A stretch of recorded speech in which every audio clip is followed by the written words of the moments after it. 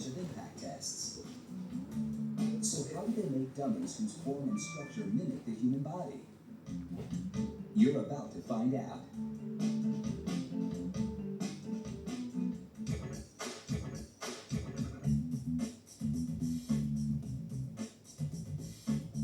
Crash test dummies are designed to take some serious hits.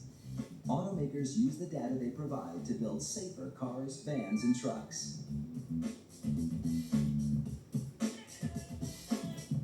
A dummy's anatomy is pretty simple. Beneath its vinyl skin, there's a metal skeleton made of steel and aluminum bones.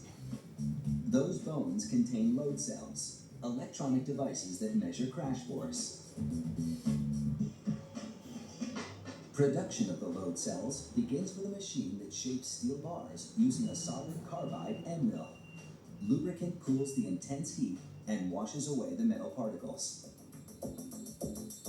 Using a precision tool called a dial indicator, workers verify the load cell's dimensions to within 0.02 of an inch.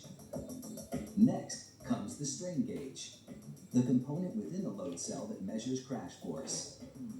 The hair-width wires that connect the strain gauges are so delicate that soldering them requires a microscope. The vertebra in the dummy's neck also contains a load cell. The strain gauge soldered inside it measures not just lateral and vertical forces, but also twist, or torsional force. The completed bones and corresponding load cells are laid out, but they can't be connected until the dummy's rib cage is complete. To make the rib cage, steel bands are bonded to a flexible damping material. This material was originally designed to deaden sound in nuclear submarines. It allows the dummy's rib cage to compress, just like the real thing. A technician bolts the entire rib assembly to the spinal column and covers it with a plastic chest plate called a bib. The long bones and load cell forms are inserted into aluminum molds. Workers then bolt the molds shut and pour in liquid vinyl.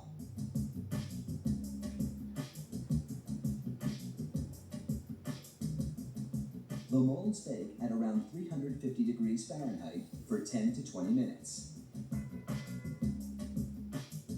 When they come out, workers cut away any flash, the excess vinyl that oozes out during the baking process. Then, a technician inspects the components to ensure an accurate fit.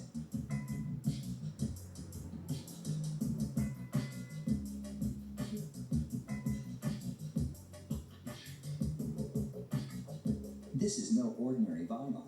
It's specially designed to resemble human flesh in consistency and density.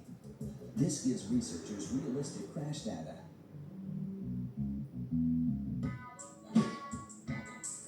Now, it's time to install the bones into their respective vinyl compartments, starting with this tibia or shin bone. Zippers allow the engineers to easily remove the components after performing a crash test.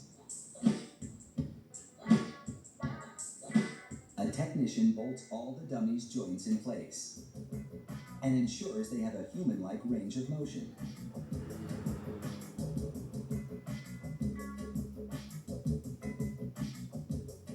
Using a neck compression tool, a technician lines up a load sensor with the neck vertebra and fashions the completed neck assembly to the dummy's head. Next, the upper body is completed. The thorax is bolted onto the pelvis. The head and neck assembly onto the thorax.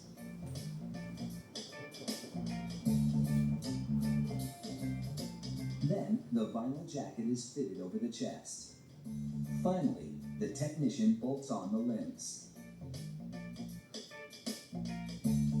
Crash test dummies range in size from newborns all the way up to 225-pound adults, so that auto manufacturers can be sure their seatbelts and airbags protect everyone equally well. It took a full 12 weeks to make this dummy, and now he's ready for a life of hard knocks to make traveling safer for all of us.